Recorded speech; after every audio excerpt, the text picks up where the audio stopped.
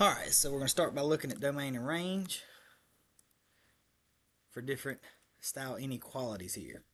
Now your domain is typically your x, your range is typically your y, and you're looking at an xy axis. With the different inequalities that we could have here, it's very important we know how to write it in interval notation. So we're going to start with some generalities here. X is not equal to a would be written as negative infinity to a, and then a to infinity, or we have parentheses on the a. And essentially what happens here is if we had a number line, and this is the point A on that number line, you would have a line that came up to that point, and you would have an open circle at that point, excluding that point. Now if x is greater than a, or strictly greater than a here, interval notation, it would look like a to infinity within a parentheses on it. And once again, if you had a graph of the number line here, this was the point A, it would look like an open circle on that A, and a line that continued on to an infinity. If we have x is less than A, we'll start at negative infinity, we'll go to A, stop at A, not necessarily equal to A, so that if A is here on our number line, we have an open circle at A, and it continues in that negative infinity direction. Now if we start looking at greater than or equal to, so here I have a is greater than or x is greater than or equal to a, then what we're going to look at, is we're going to have a bracket on our a, and that indicates that it's equal to that point. We still have the parentheses on the infinity. You always have parentheses on the infinities, but your interval notation looks like bracket a, comma, infinity with the parentheses. Difference there. Your number line, your a is located here. It would be a solid dot on the a, and then it would continue on to infinity. Okay, if we have a case like we have here, a is less than x is less than or equal to b, we would have a parentheses on the a because it's not equal to a, but we would have a bracket on the b because it's equal to b, and it exists between those 2 points. A case like this would look similar to this on the number line. You'd have an a here and a b here. You get an open circle on the a, it'd go down to the b, you would have a closed circle on it. Well, how about when b is greater than a, or sorry, b is greater than x is greater than a?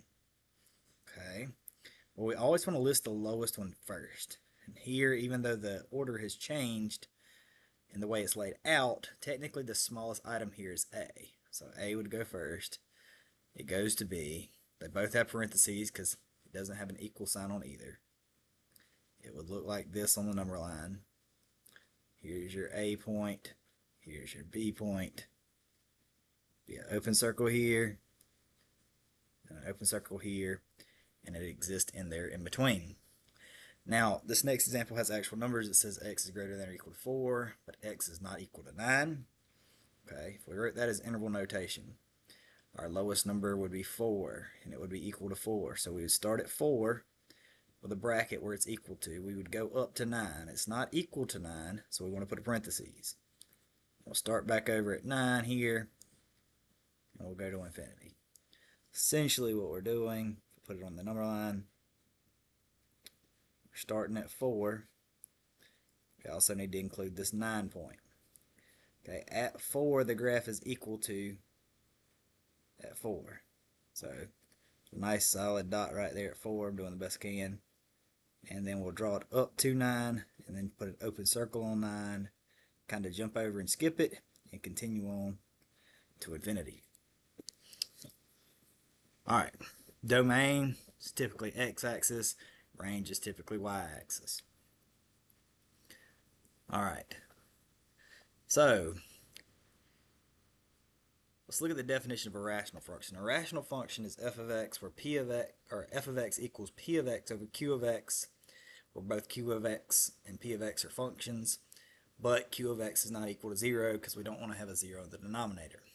The domain in this scenario is the case where all such x values that q of x is not equal to 0, because we don't want to have a 0 in the denominator. So if I look at this example, it says find the domain of f of x equals x over x plus 7. What I'm concerned about here is the x plus 7 in the denominator, right? Because there's nothing that I could really put in the numerator that's going to cause an issue. But if I put a negative 7 in the denominator, I'm going to wind up with a case that has a 0 in the denominator, and that's not good. So what we wind up doing is we take whatever's in the denominator. We know that we don't want it to equal 0. So say I'm going to take that x plus 7. I don't want it equal to 0. We're going to find the cases that cause it to equal 0. We do that by solving. Okay, in this case we solve for x. So we don't want x to equal negative 7. Our domain is okay any other time except when x is equal to negative 7.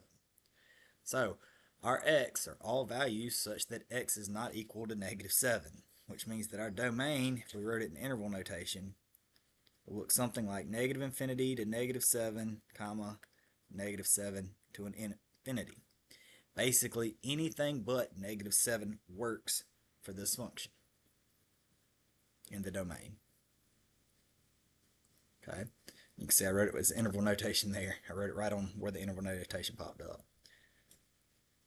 Okay, the next type of function we have to worry about when it comes to domain is called a radical function.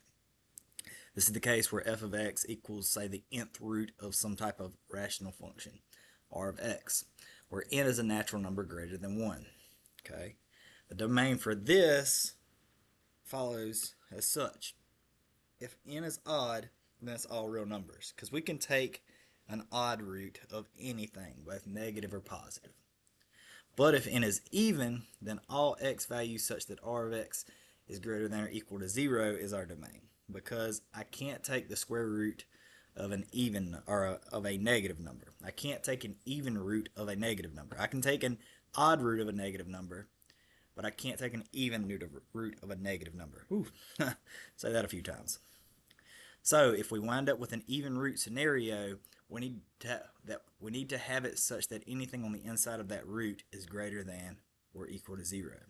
If it's an odd root, we can handle both negatives and positives and zeros, so we don't have an issue. But if it's an even root, meaning that this number here in the root part is even, then we could have an issue if that root is not a positive root.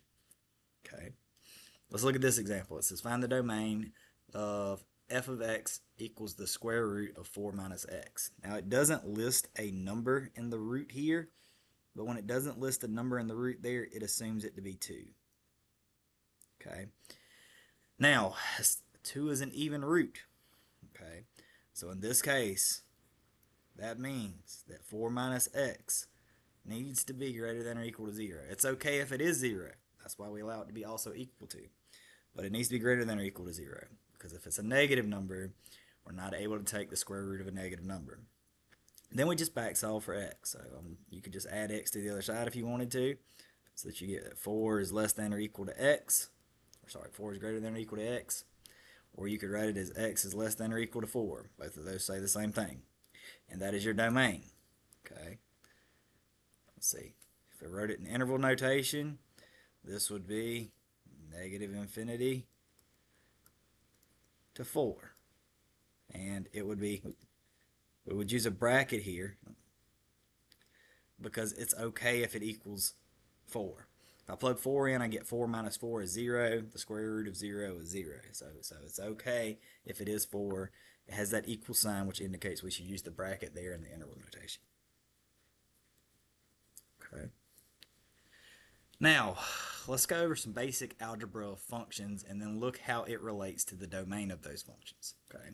Now, if I look at f plus g of x, remember that's just the f of x function plus the g of x function.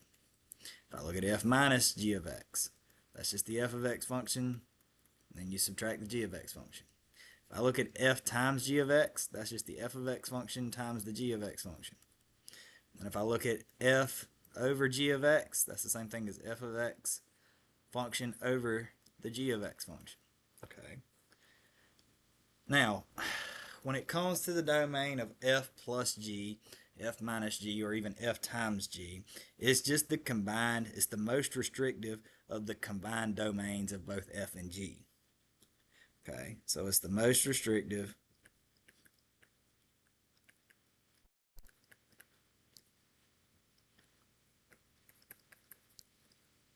combined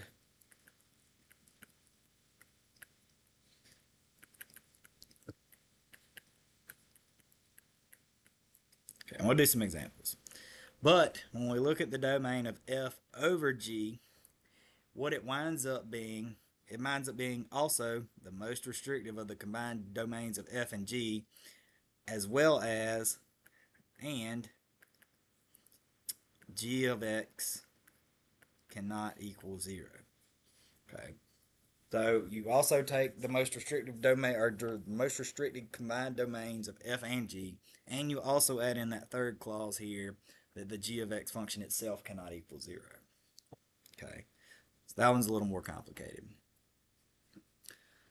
So it says given f of x equals 2 plus x, g of x equals the square root of x minus 5. Let's find the domain of f times g of x. We'll start with it. Okay, now you can rewrite it if you want to.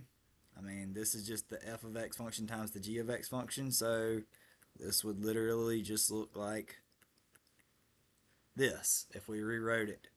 You could even try to simplify it if you want to. It doesn't really simplify any nicer than the setup already is. Remember, it's the most restrictive of the combined domains. Now, I'm going to change the color of my pen here. The original domain of f of x is just negative infinity to positive infinity. You could put any x into this f of x domain here, and it would work.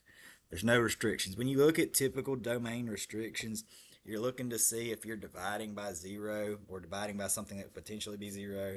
You're looking at a rational or a radical scenario or a word problem scenario. We're not really working in the word problems right now. So we're really just looking for square roots, and we're looking for divisions or potential divisions by 0.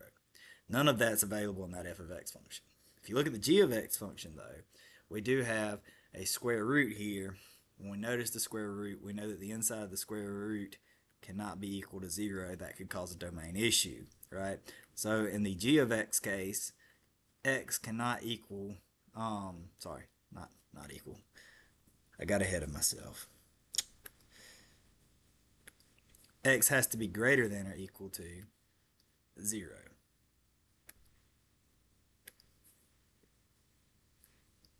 Which means that x has to be greater than or equal to 5. Okay, it's okay if it's 5. It just can't be less than 5 in this case. If it wound up being less than 5, say if x wound up being 1, 1 minus 5 is negative 4. You can't take the square root of negative 4. Okay, so this is our domain restriction for g of x. Didn't really have much of a restriction for f of x, but we did have one for g of x. Now you notice when we combine into an f times g of x, I told you we have to take the most restrictive of both, right? So technically the domain for this is going to be x is greater than or equal to 5, or if we wrote it in interval notation, it would wind up being a parentheses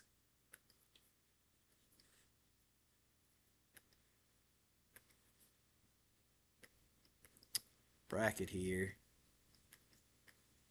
and an infinity with the parentheses. That would be the domain for f times g of x. Okay. If you look at it as well, 2 plus x doesn't really cause an issue, but like I said, that square root of x minus 5 from that g of x functions causes the issue here with the domain, which causes the domain to restrict on down to that bracket 5 to infinity.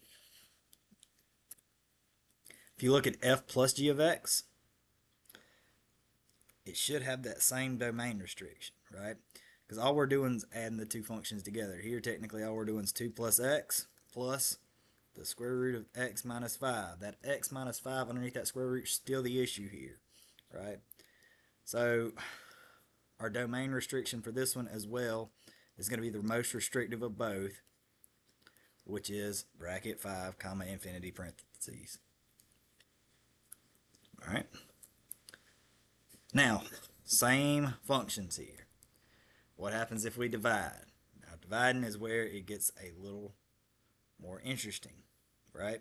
because if we write the division out, this is now 2 plus x over the square root of x minus 5. Now, we know that the most restrictive domain from f and g is that bracket 5 to infinity, right? Okay, but we have to add the additional restriction here that the square root of x minus 5 can no longer be equal to 0, because if it is, we have a 0 in the denominator, right? What this means really is that x minus 5 cannot equal 0, which means that x cannot equal 5. Now we have to combine this restriction with this restriction to get the most restricted part of our domain. And that turns out being, in this case, parentheses 5 comma infinity, because it can no longer be equal to 5 like it initially was in the g of x. And just g of x, it's okay if it equals 5, because we can plug 5 in, we get 5 minus 5 is 0, and the square root of 0 is 0. But if we force that piece into the denominator, like we do here when we make it f over g, then we have to take into account that that denominator cannot be 0, so we have to get rid of that additional number there, that 5. The most restrictive of the restrictive. Okay. Now, we've got two other scenarios here. I'm going to change markers. Let's do this one.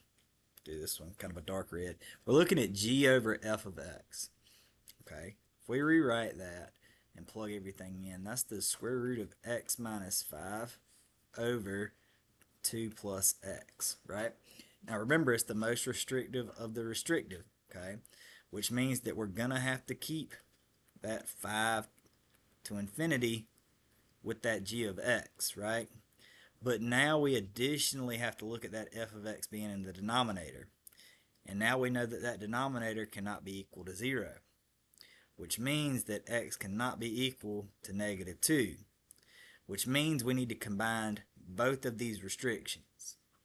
Now look at it for me real quick. The first restriction tells us that we are limited to 5 inclusive all the way up to infinity. Nothing lower than 5 can be in the domain, is what we're saying with this restriction, right? The added restriction tells us that it can't be negative 2.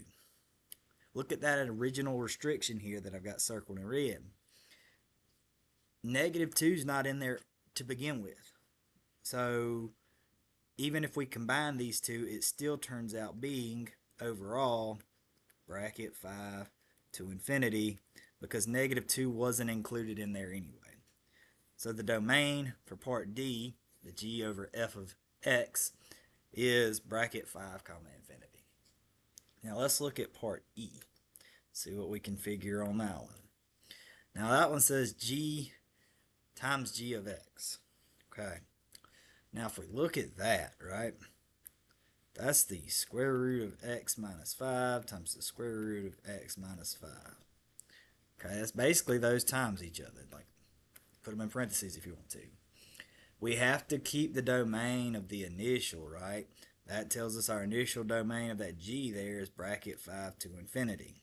But technically, right, if we were to multiply these together, we would wind up with just an x minus 5. Now that x minus 5 doesn't have an initial restriction, but the pieces that made it up did, right? You still have to keep that restriction from that initial combination, even if it winds up disappearing later on. Okay, so the initial g that combined into g times g of x, which is really just g of x times g of x, even though that square root restriction kind of disappears after you simplify, because it was initially made with the restricted piece, that restriction has to still hold through the entire time. So our domain there is still 5 to infinity. Okay, that's a little confusing, because if you only look at the end piece, you wouldn't see this initial restriction. Got to be a little careful. All right, now we want to evaluate some functions. This example 4, it says given f of x equals 3x to the 4th plus 2x to the 3rd minus 7x squared plus 9, and g of x equals 5 minus 6x plus 2x squared. We want to evaluate f plus g of 1. Okay. I'm going to keep this as simple as I can do it. This is the same thing as f of 1 plus g of 1. I think it's a complete waste of time to try to combine these functions here and then force it through after a combination of those functions, because combining those functions with a simple addition is not bad, but I really think at this point it's a waste of time when you could just plug the number in, especially a simple number like 1, and it's going to turn out fairly simple. Okay, what you're essentially doing is you're going to f and you're plugging in 1, right? That's 3 times 1 to the 4th power plus 2 times 1 to the 3rd power minus 7 times 1 squared plus 9. Okay, I'm going to work them one at a time and then we'll combine them. Now, 1 to the 4th power is 1. 3 times 1 is 3. 1 to the 3rd power is 3. 1 to the 3rd power is 1 times 2 is 2. So that's 3 plus 2. Okay. Now, 1 squared is 1 times negative 7 is negative 7. Erase this mark.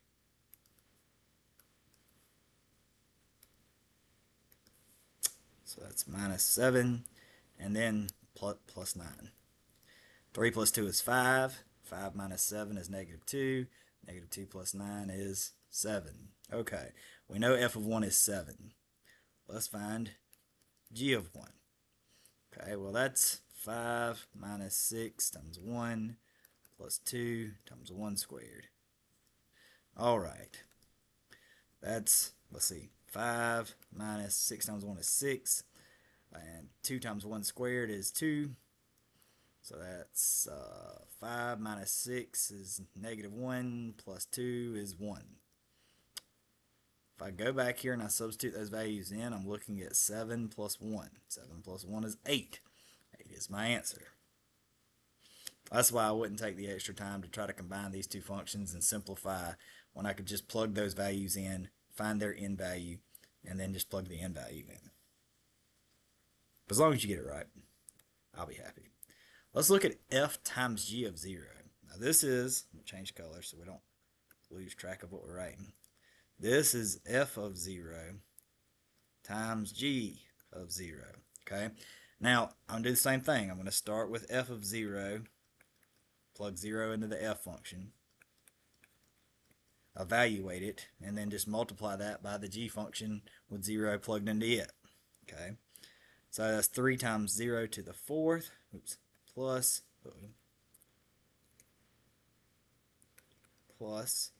2 times 0 to the 3rd minus 7 times 0 squared plus 9. 0, 0, 0 plus 9. Looks like it turns out to be 9. See how easy that turned out. Let's find g of 0. That's 5 minus 6 times 0. Well, that's 0. Plus 2 times 0 squared. Well, that's 0. Looks like it just finalizes down to 5. This means that we're looking at 9 times 5. It's 45. That's our answer. Don't make it any harder than it has to be. Okay. So just reading through here, it says composition of functions, the domain, the output of one function becomes the input of another. So if we're looking at f of g of x, okay, this is the same thing as f of g of x, which means that whatever is output from the g of x function turns out to be the input that we use for x in our f of x function. Okay. Now when it comes to the domain of f of g, right, we have to look at the initial domain of that g of x function, and we have to enter that domain into the f of x function as well. Okay. So it says given f of x equals x plus 7 over 3, x plus 7 over x minus 3, and g of x equals 5 over x minus 1. We want to find the domain of f of g of x. Okay, so let's go ahead and put them together. Remember, this is f of g of x. Okay, so I'm going to start with the or the f function, I'm going to put the g of x into that f function, right? So I'm going to put 5 over x minus 1 in for x in the f of x function.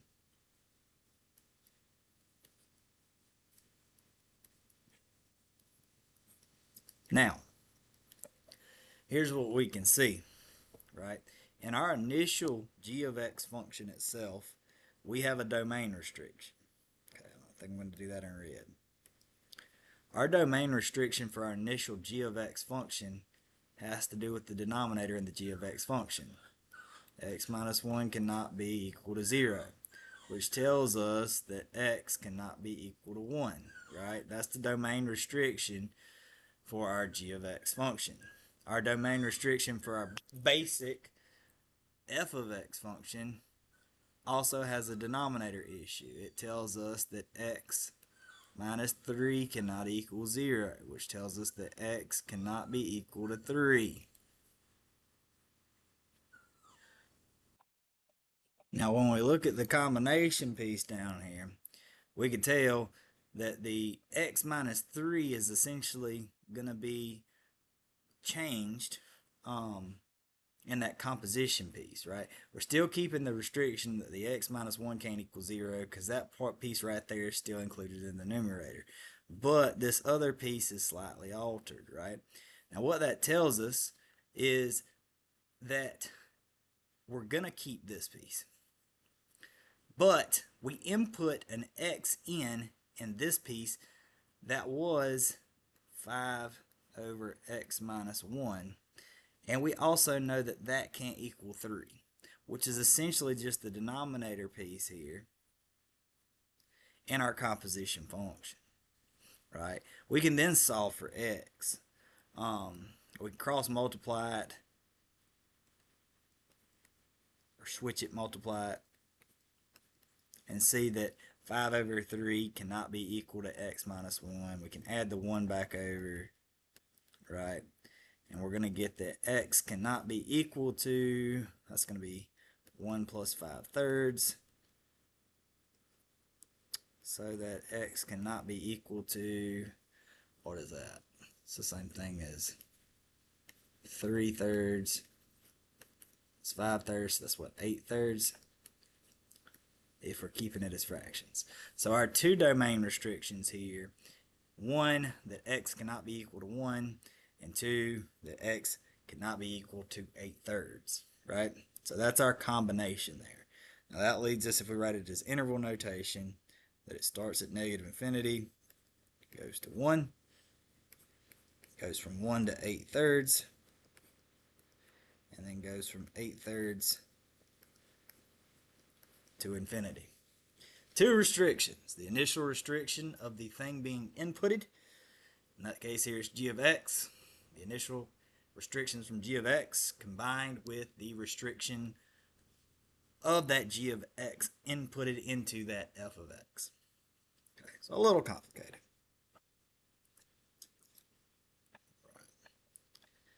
Now,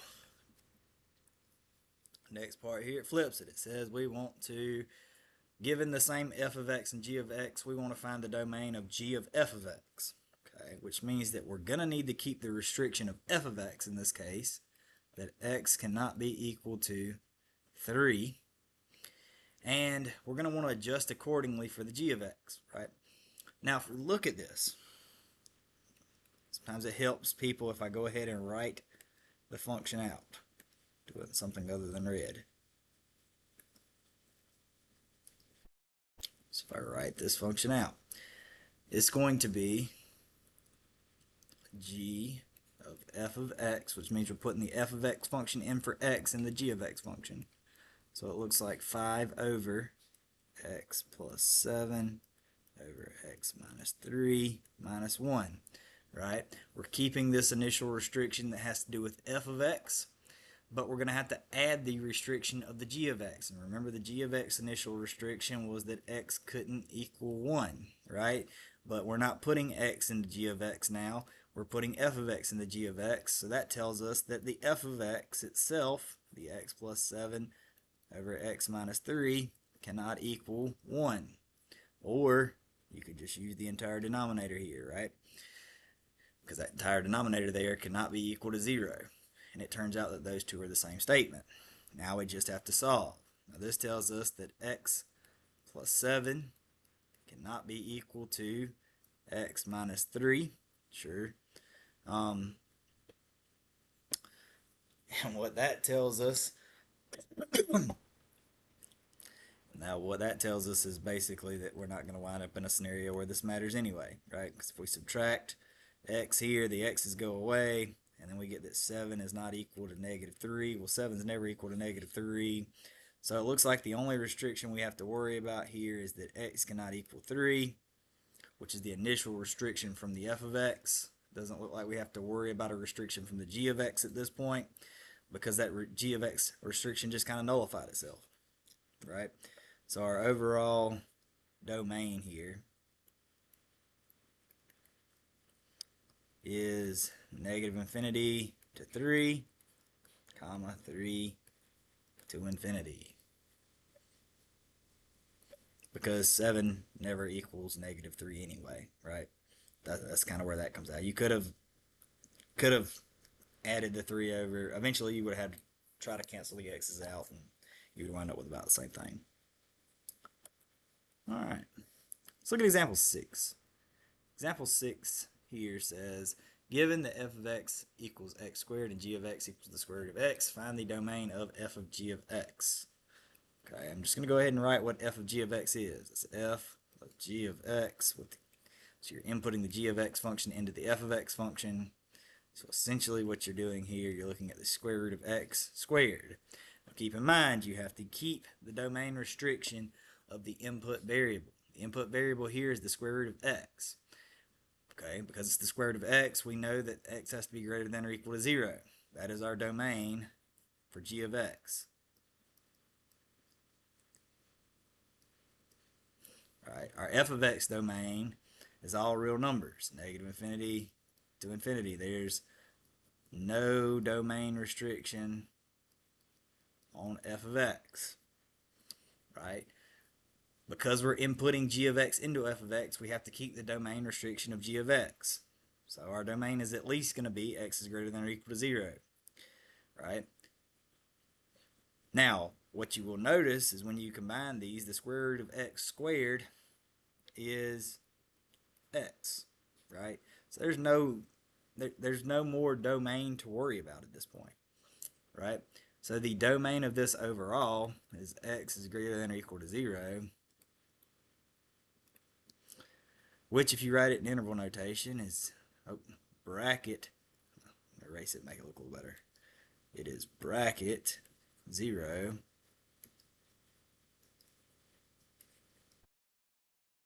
comma, infinity.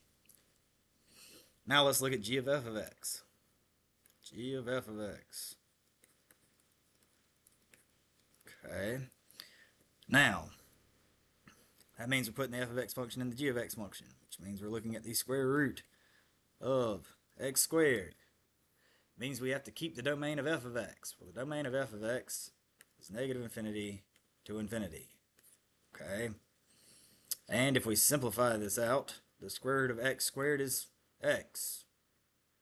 So, do we have to worry about a domain here?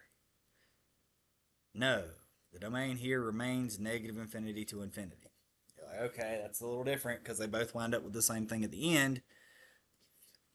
They both wind up with an x here at the end. Why is the domain of this one more restrictive than the domain of this one? Because what we started with in the first one was more restrictive. That's why it stayed more restrictive. What we started with in the second one didn't have any domain restriction on it at all. It could be anything from negative infinity to positive infinity. And anything that we would put in square, because the operation that comes first in this is x squared, because that is the f of x on the inside. Anything squared is going to turn out positive. Therefore, if it's automatically forced to turn out positive, even if it started out negative, then that square root domain restriction no longer restricts it because it's already taken care of to begin with that squared function, right? So the overall domain here still allows anything to be put in, because when it's initially put in, it's squared, turning it positive, and then the square root portion can take place. All right. All right, now this one says, given the information below, f of 2 equals 9, g of negative 3 equals 7, and h of 4 equals negative 13, as well as f of 7 equals 4, f of 5 equals 6, g of 5 equals 2, g of 2 equals 3, h of 1 equals 10, and h of 5 equals 10. Say, all right, we want to find h of f of g of negative 3. All right, let's do this. Now, this essentially outlines in this way. This is h of f of g of negative 3, meaning that the negative 3, the actual x in this case, the negative 3 is input in that g of x function first. Okay, so we're going to put it in that g of x function first. Now, when we put negative 3 into the g of x function, we get an output of 7. So I'm going to replace g of negative 3 with 7. Now I need to find f of 7.